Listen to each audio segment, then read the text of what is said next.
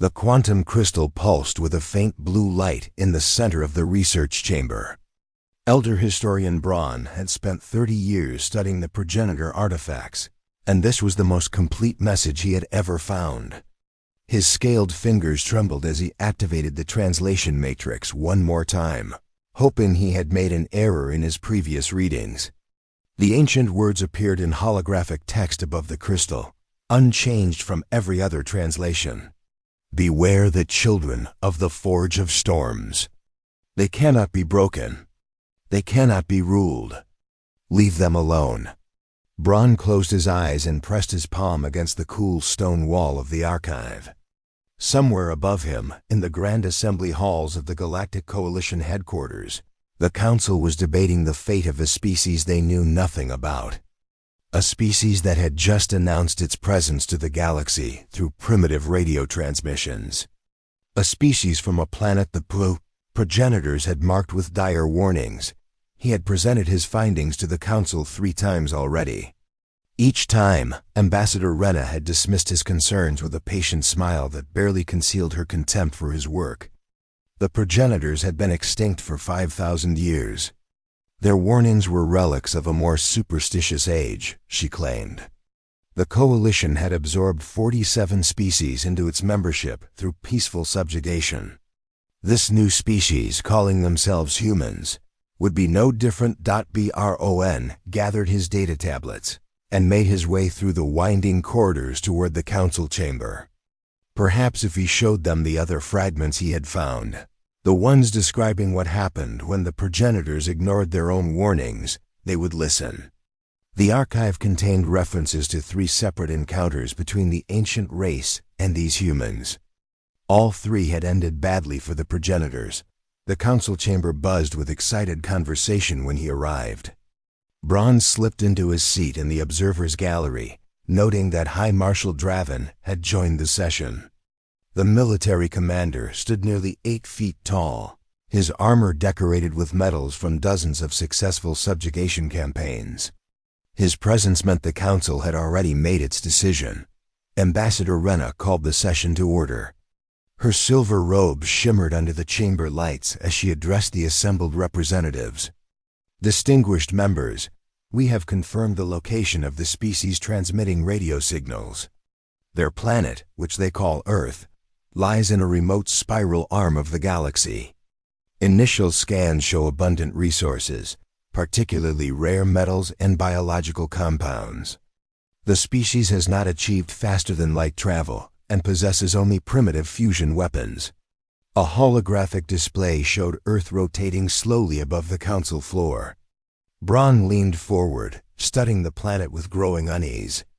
It looked beautiful from space, swirled with white clouds and blue oceans. But the data scrolling beside the image told a different story. Temperature variations that would kill most species. Massive storm systems with winds strong enough to tear buildings apart. Tectonic activity that regularly reshaped entire continents. And life, so much aggressive life, competing in every available niche. The Forge of Storms. Now he understood why the progenitors had chosen that name. The council recognizes Elder Historian Braun, Rena announced, her tone suggesting there's a formality rather than a genuine invitation.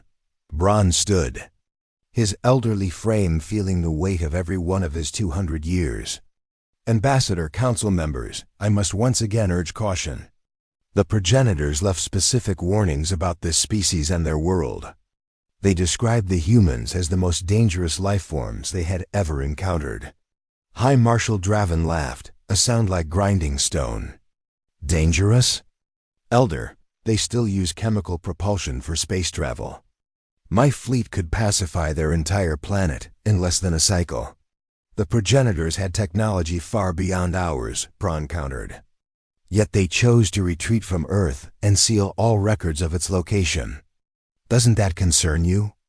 It concerns me that we're wasting time on ancient fairy tales. A representative from the insectoid clicking species interjected.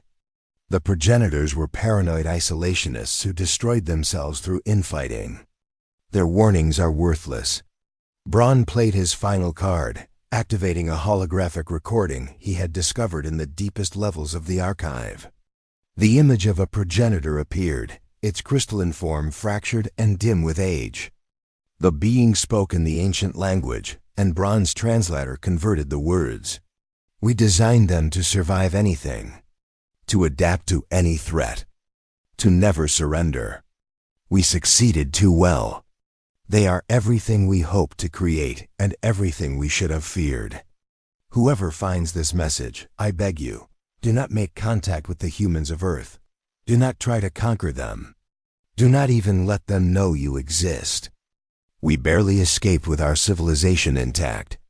You may not be so fortunate. The council chamber fell silent. For a moment, Bron thought he had finally reached them. Then Ambassador Rena spoke. A fascinating historical curiosity, Elder Bron. But we are not the progenitors. We have learned from their mistakes. The coalition thrives on cooperation and unity, bringing lesser species into our fold for their own benefit. These humans will be offered the same opportunity. They will see the wisdom of joining us. And if they refuse? Bron asked quietly. High Marshal Draven smiled, showing rows of sharp teeth. Then we will help them see wisdom. The subjugation fleet departs in 3 days.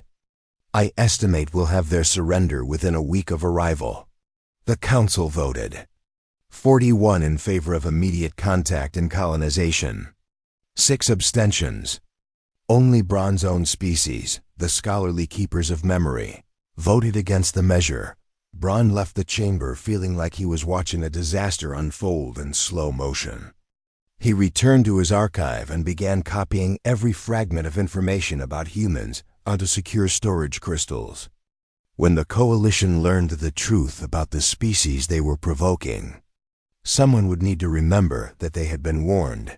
3 days later, High Marshal Draven's fleet jumped to faster-than-light speed, carrying 200 warships and 50,000 soldiers toward Earth. Bron watched them go from his observatory window and whispered a prayer to gods he didn't believe in. The humans had no idea what was coming. Neither did the coalition, but the progenitors had known, and they had tried to warn them all. Dr. Amy Foster stared at the impossible image on her screen and wondered if this was how the world ended. Not with a whimper or a bang, but with 200 alien warships appearing at the edge of the solar system, broadcasting a message in perfect English that demanded humanity's immediate surrender. The emergency session of the United Nations had been going for 6 hours. World leaders shouted at each other through video feeds, while their military advisors whispered frantically in the background. Amy rubbed her temples and tried to focus on the data streaming in from every telescope and satellite humanity could aim at the approaching fleet. They're taking their time, said General Herbert Cole, studying the tactical display.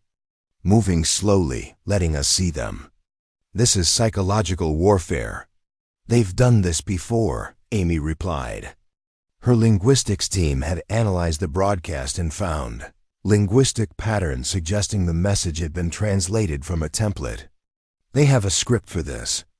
Show up with overwhelming force, give an ultimatum, wait for the primitives to panic and surrender.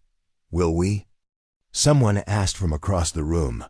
Amy looked up to find the President of the United States watching her.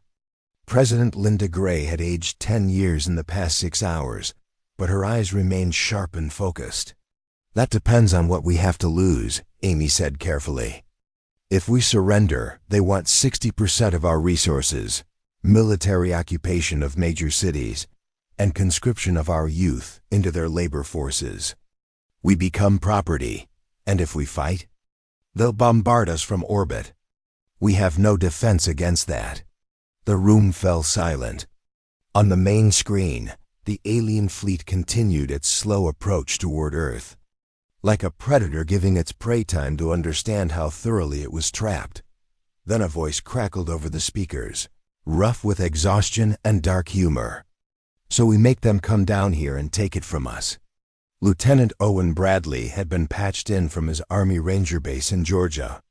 His face appeared on one of the smaller screens. young but carrying the weight of someone who had seen combat in 3 different countries. "Explain," President Gray commanded. "They want our resources, which means they need our infrastructure intact. They need our cities functional and our population alive enough to work. That limits their options. They can't just glass the planet from orbit, because then they'd get nothing but radioactive rubble." General Cole leaned forward. "You're suggesting guerrilla warfare. I'm suggesting we make occupation so expensive in blood and time that they decide we're not worth the trouble. Every species they've conquered before must have rolled over immediately. Let's show them what happens when they pick a fight with someone who fights back." Amy felt a chill run down her spine. Bradley was right, but the cost would be horrific. Years of warfare, millions of casualties, and no guarantee of victory. President Gray stood, drawing every eye in the room. "Draft a response to their ultimatum. Tell them humanity declines their generous offer." "Ma'am," a diplomat protested. "That's tantamount to declaring war against a superior force. They declared war when they showed up uninvited and demanded we become slaves," Gray replied coldly. "Draft the message. Amy, I want your team working on their technology. Anything we can learn, any weakness we can exploit. General Cole, start mobilizing forces. Not just military, everyone. Scientists, engineers, factory workers. We're going to need everything humanity can build, steal, or improvise." The next 72 hours blurred together in a frenzy of preparation.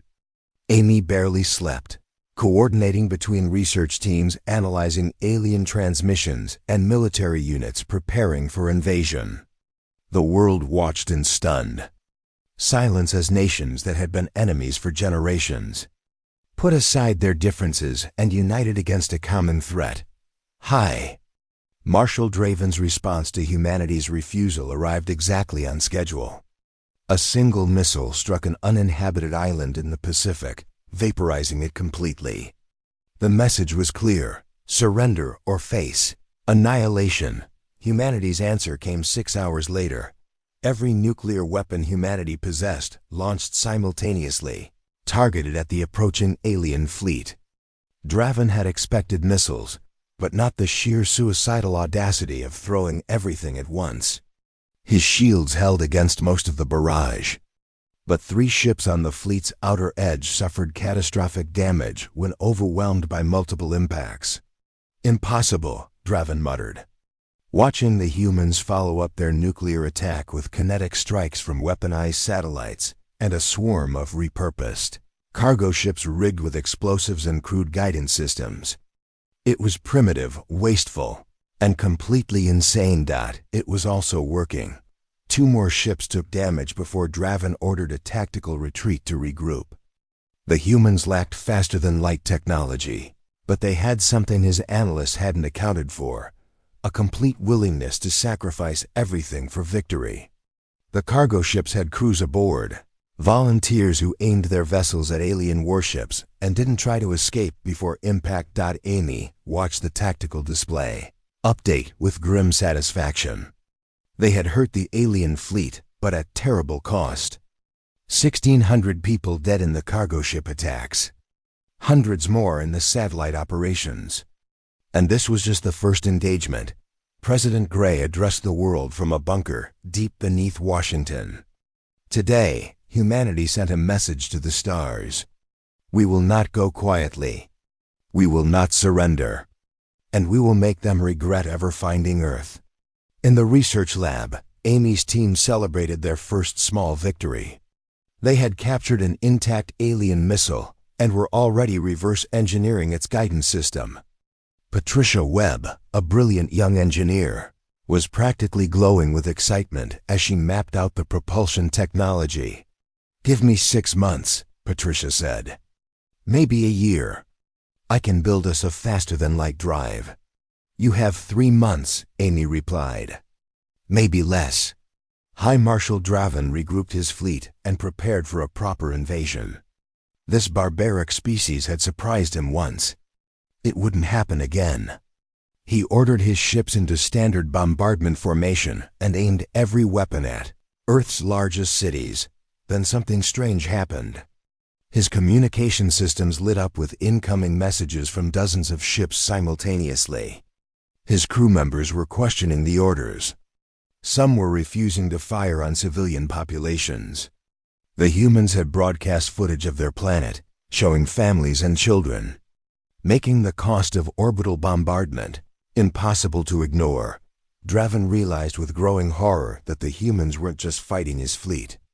They were fighting for the hearts and minds of his own soldiers, turning his strength against him. 5 years into the war, Lieutenant Owen Bradley crouched in the ruins of what used to be Johannesburg and watched 3 coalition soldiers patrol past his position. They wore environmental suits to protect against Earth's atmosphere, which they found uncomfortably oxygen-rich and prone to sudden weather changes. The suits made them clumsy, slow, and easy to track. Owen waited until they passed, then signaled to his team. 15 resistance fighters emerged from hiding spots in the rubble, a mix of former soldiers and civilians who had learned to fight because they had no other choice. They moved silently through the destroyed streets, heading toward the Coalition supply depot 2 blocks away. The aliens had made a critical mistake when they invaded. They assumed conquering territory meant controlling it. They had landed occupation forces in Africa and South America, established mining operations, and declared victory. What they hadn't counted on was that holding territory on Earth was very different from taking it. Every street became a battlefield. Every building might hide an ambush. The resistance fighters knew the terrain intimately, knew which sewers connected to which buildings, which walls were weak enough to blow through, which rooftops provided the best firing positions. The coalition soldiers, trained for combat in controlled environments on peaceful worlds, floundered in the chaos of urban warfare. Owen's team reached the supply depot just before dawn. The facility sprawled across what used to be a shopping district, protected by energy shields and automated defenses. Under normal circumstances, attacking it would be suicide. But circumstances on Earth were rarely normal. "Wait for it," Owen whispered into his radio. Right on schedule, the morning rains arrived. Not a gentle drizzle, but a torrential downpour that turned the streets into rivers within minutes. The coalition shields flickered, struggling to compensate for the sudden temperature change. Their automated defenses, calibrated for different atmospheric conditions, started registering false targets as rain hammered against their sensors. Owen's team moved. They used grappling hooks to scale the facility's walls, placed explosive charges on key support structures, and were gone before the defenders realized what had happened. The charges detonated simultaneously, collapsing 3 storage buildings and destroying enough supplies to keep the coalition forces hungry for a week. Similar attacks were happening across both occupied zones. The resistance had learned to weaponize Earth itself against the invaders. They lured coalition patrols into jungles where the heat and humidity disabled their equipment. They led them into deserts where sandstorms and temperature extremes did more damage than bullets. They waited for winter in the mountains and watched as soldiers who had never experienced snow froze in their inadequate armor. But the humans were suffering too. The coalition controlled the skies and could strike resistance positions with impunity. Millions had died in the initial invasion. Millions more lived under occupation, forced to work in alien mines or factories. The resistance won small victories every day, but the war seemed endless. At coalition headquarters on the occupied continent, Ambassador Rena reviewed casualty reports with growing alarm. Her species, the Halcyon, had evolved on a garden world where the temperature never varied more than 10 degrees, and the most dangerous predator was a small lizard that ate insects. Earth was a nightmare planet by comparison, and her soldiers were dying from it. "We've lost more troops to disease and environmental factors than to enemy action," her military advisor reported. "The humans call their planet a deathworld, and they're not exaggerating. Last week, 6 soldiers died, because they opened their helmets during what they thought was a safe period. The local bacteria infected them within hours. What about reinforcements from the homeworld? The Council is reluctant to send more ships. The cost of this war is becoming politically unpopular. Some member species are questioning why we invaded in the first place. Rena closed her eyes. She had started this war by dismissing Elder Braun's warnings. Now her people were paying the price for her arrogance. What do the humans want? Everything we've taken. Full withdrawal from their planet. Reparations for damages. And they want us to face trial for war crimes. Unacceptable. We cannot show weakness. But weakness was already showing. In orbit above Earth, Patricia Webb's breakthrough was changing the strategic balance.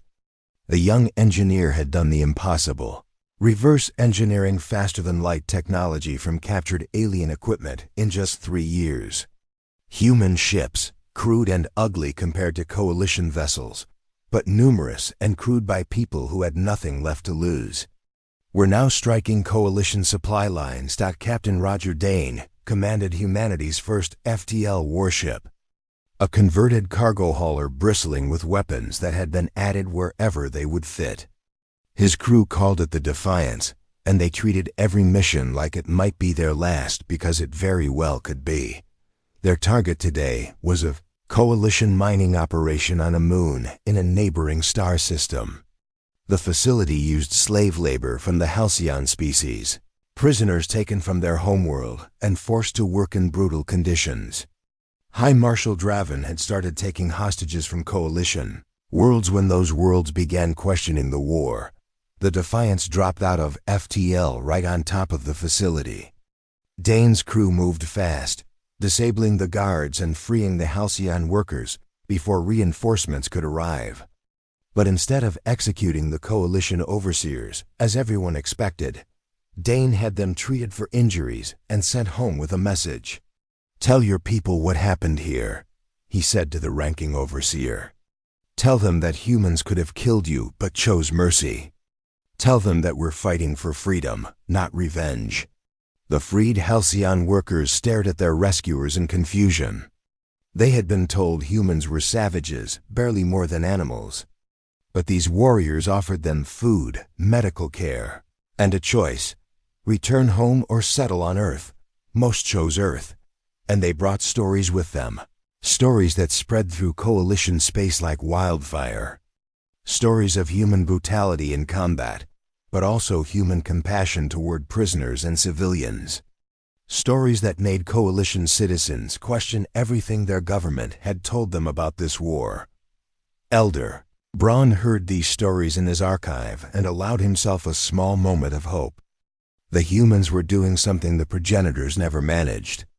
They were winning not just through military force, but by turning their enemies against each other. They were proving that the greatest weapon wasn't technology or firepower, but the ability to inspire others to fight for a better future. High Marshal Draven, watching his support crumble and his forces bleed in 100 different engagements, made a desperate decision. He would request permission to use planet-killer weapons on Earth. The Coalition Council chamber erupted into chaos when High Marshal Draven made his request. Planet-killer weapons had been banned for 3,000 years, ever since the Halcyon species had nearly destroyed themselves in a civil war. The weapons existed only in secure storage, meant to be used against extinction-level threats like rogue asteroids or dimensional breaches. "You want to commit genocide?" A council member from the aquatic species shouted. "How does that make us different from the monsters we claim to fight?" Draven's image flickered in the holographic display, transmitted from his flagship orbiting Mars. "They are the monsters. They've killed 60,000 coalition soldiers. They've destroyed 47 warships. They've turned 3 of our member species against us with propaganda and lies. If we don't stop them now, they'll spread across the galaxy like a plague." Ambassador Rena sat quietly in her seat, watching her colleagues tear each other apart. Half the council supported Draven's proposal, arguing that humanity had become too dangerous to allow to survive. The other half, led by representatives from species that had been liberated by human forces, demanded an immediate ceasefire and negotiations. Her own people, the Halcyon, had split into two factions. The government still officially supported the war, but civilian protests were growing daily. Freed Halcyon workers who had chosen to settle on Earth sent regular messages home, describing a world that was harsh but beautiful, populated by beings who fought fiercely but loved deeply. Elder Braun requested permission to speak. The council fell silent, respecting his age and wisdom even if they disagreed with his conclusions. "Distinguished members," Braun began, his voice weary but firm, "I have completed my translation of the final progenitor archive. I believe it is time you heard the complete truth about humanity." He activated a holographic display showing ancient texts and images. The progenitors did not simply encounter humans. They created them. 5,000 years ago, the progenitors faced an extinction event, a dimensional rift that spawned creatures of pure entropy. They could not defeat these beings through conventional warfare, so they initiated a desperate experiment.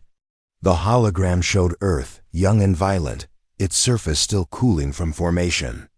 They seeded this world with life designed to survive anything.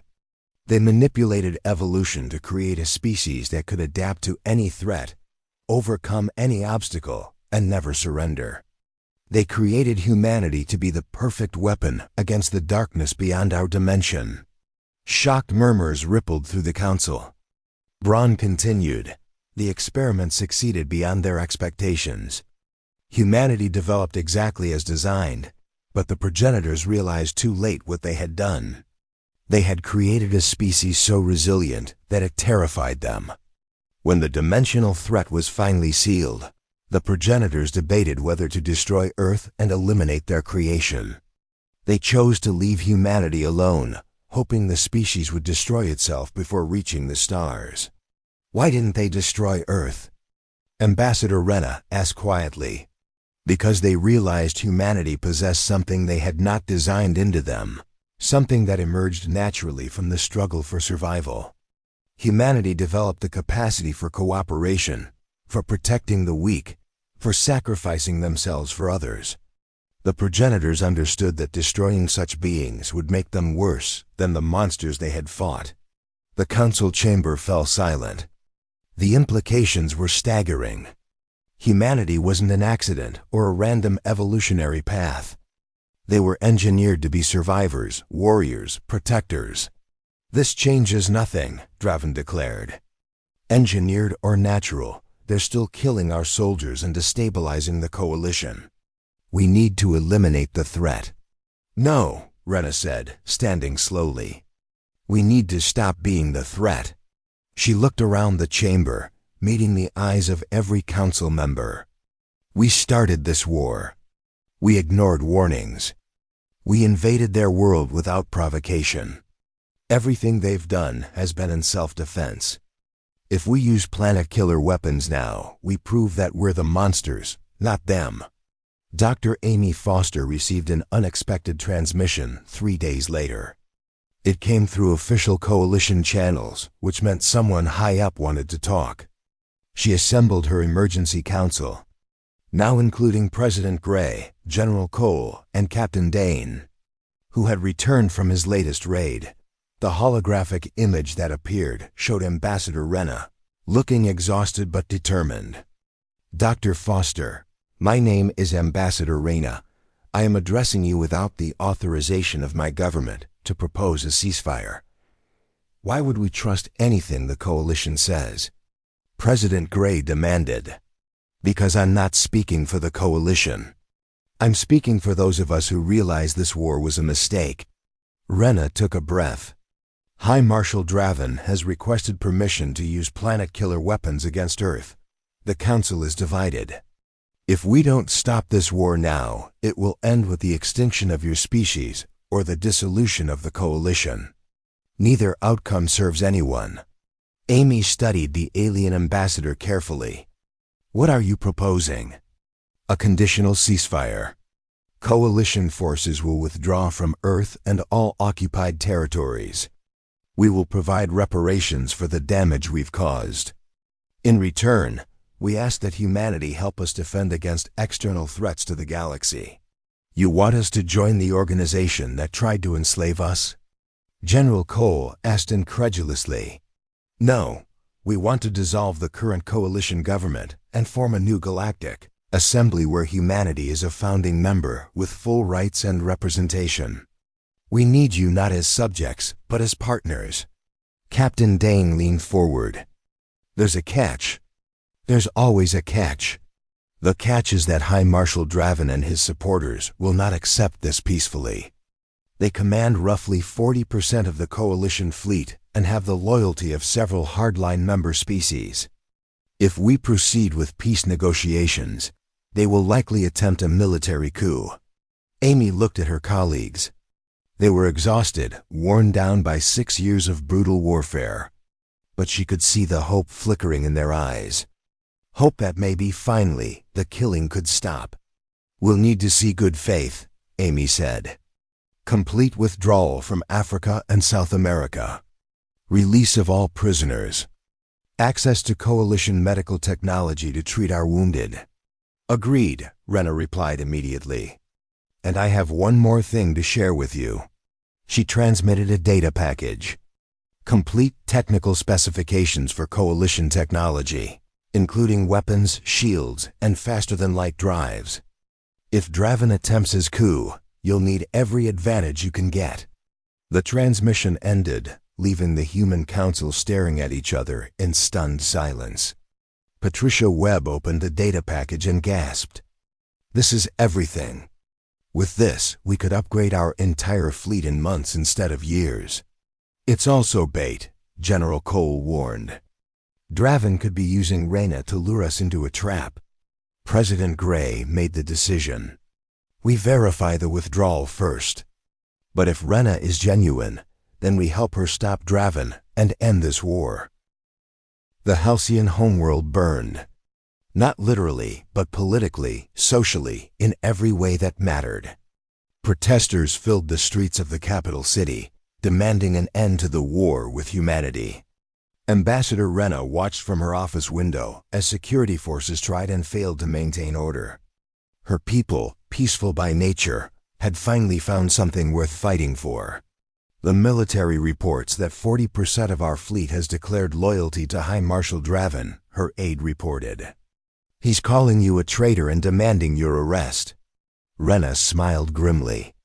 At least I'm in good company. How many species have joined our peace coalition? 17 out of 47. The others are waiting to see which side wins before committing. Cowards. Reyna pulled up a star map showing fleet positions. Draven had consolidated his forces near the outer rim. Gathering ships and supplies for what he claimed would be a final push against Earth. In reality, he was preparing to seize control of the coalition by force. Have the human ships arrived? Captain Dane's fleet just entered the system. 23 warships, all upgraded with our technology.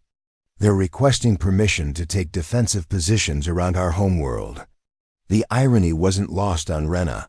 6 months ago, humanity had been fighting to drive coalition forces off their planet. Now they were coming to defend the coalition's capital world against its own military. Grant permission. And send Captain Dane my thanks. On Earth, Dr. Amy Foster coordinated with resistance cells still fighting in occupied territories. The coalition had kept its promise and withdrawn most forces, but Draven's loyalists remained, holding key positions and fortifying them against inevitable attacks. They had become the occupiers now, defying orders from their own government. We have reports of coalition civilians trapped in the military compounds, General Cole informed her. Families of soldiers, bureaucrats who opposed Draven, even some former council members. He's using them as hostages. Amy rubbed her tired eyes. The war should have been over, but Draven had turned it into something worse, a civil war that split the galaxy in half. What are our options? Limited. We can't assault the compounds without killing the hostages. We can't wait them out because they have supplies for months. And we can't negotiate because Draven isn't interested in peace. Lieutenant Owen Bradley had a different suggestion. Let me take a team in. We've spent 6 years learning how to fight against coalition soldiers. We know their tactics, their equipment, their weaknesses.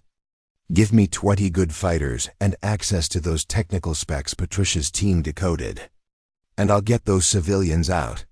It's suicide, General Cole protested. It's what we do, Owen replied simply. We go places everyone says are impossible, and we complete the mission anyway. That's what makes us human.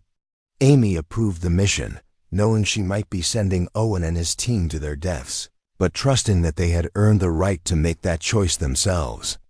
While they prepared, she received another transmission from Ambassador Renna. Dr. Foster, we have a problem. Elder Braun has discovered additional progenitor records. The dimensional rift they fought against 5,000 years ago is beginning to reopen. Amy felt ice flood her veins. Where? On the edge of mapped space, in a region we've never explored. Our sensors are detecting energy readings that match progenitor descriptions of the entities they faced. If the rift opens fully, we'll be facing an extinction event for all galactic life, and you want humanity to help fight it. I want humanity to lead the fight against it. You were designed for this purpose. The progenitors created your species to be warriors against darkness itself. We need that strength now. Amy laughed bitterly. So we go from enemies to your weapon of last resort? How generous. No, Renna said firmly. We go from enemies to allies facing a common threat. The dimensional entities don't care about our politics or our history. They will consume everything if we don't stop them. And based on progenitor records, only humanity has the adaptability and resilience to fight them successfully. On the Halcyon homeworld, Captain Dane prepared his fleet for the inevitable confrontation with Draven. His ships looked strange next to the sleek coalition vessels, all hard angles and exposed weapons systems, but they were fast and deadly. Patricia Webb had outdone herself with the upgrades, integrating coalition shield technology with human weapons in ways the original designers had never imagined. Sir, we're receiving a transmission from High Marshal Draven, his communications officer reported. Dane activated the channel. Draven's face filled the screen, his expression twisted with rage. Captain Dane, I should have killed you and your entire primitive species when I had the chance. You tried, Dane replied calmly. It didn't work out well for you. This is your final warning. Withdraw your forces from Halcyon space immediately, or I will consider it an act of war. We're already at war, Marshal. You started it 6 years ago when you invaded Earth. Now we're going to finish it. Draven smiled, a terrible expression. You think you're heroes, liberating the oppressed and fighting for justice. But you're weapons. Tools created by a dead species to fight their battles. That's all you'll ever be. Maybe, Dane acknowledged. But we're weapons who choose our own battles now. And we choose to fight tyrants like you. The transmission cut off. Moments later, Draven's fleet dropped out of faster-than-light speed at the edge of the system. 97 warships bristling with weapons. They began advancing toward the Halcyon homeworld in battle formation, on Earth. Owen Bradley and his team infiltrated the fortified compound where Coalition civilians were being held hostage. They moved silently through ventilation systems, using their knowledge of Coalition architecture to navigate the facility. When they encountered guards, they disabled them quickly and quietly. Using weapons that wouldn't raise alarms, they found the civilians huddled in a converted cargo bay, guarded by automated defenses and a dozen heavily armed soldiers. Owen studied the situation and made his decision.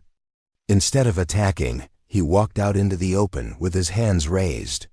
I'm Lieutenant Owen Bradley of the Human Resistance, he announced. I'm here to negotiate for the release of these civilians.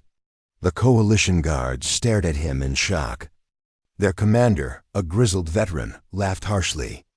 "You're insane. We'll kill you where you stand." "You could," Owen agreed.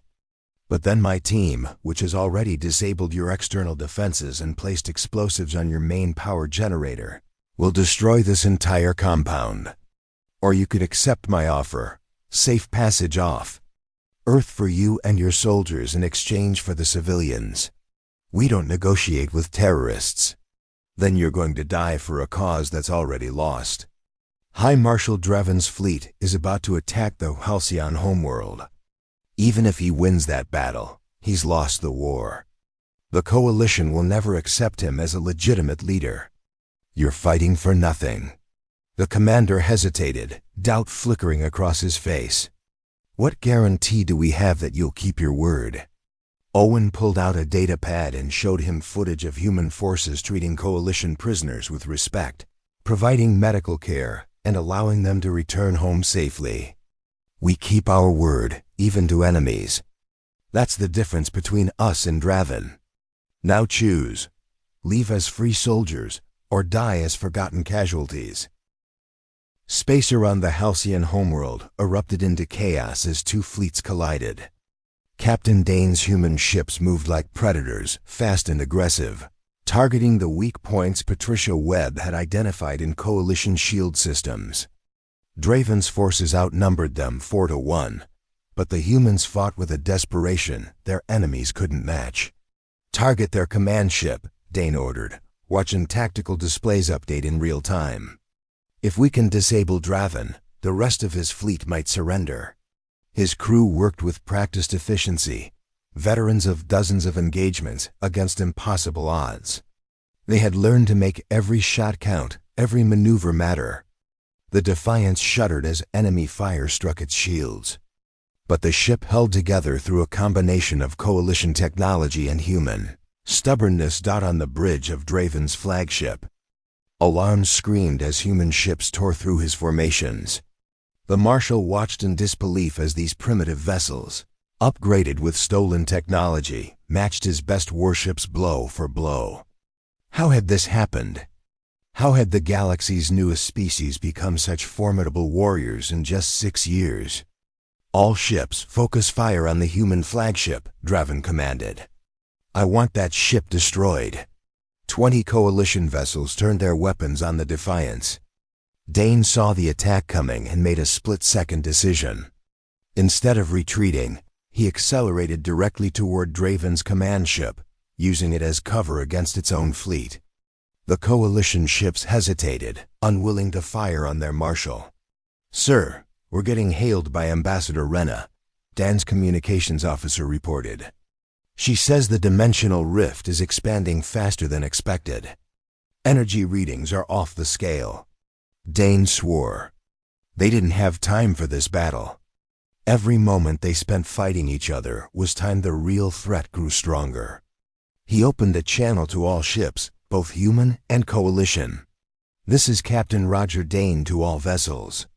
We're detecting a dimensional rift, opening at coordinates I'm transmitting now. This is the extinction event the progenitors warned about.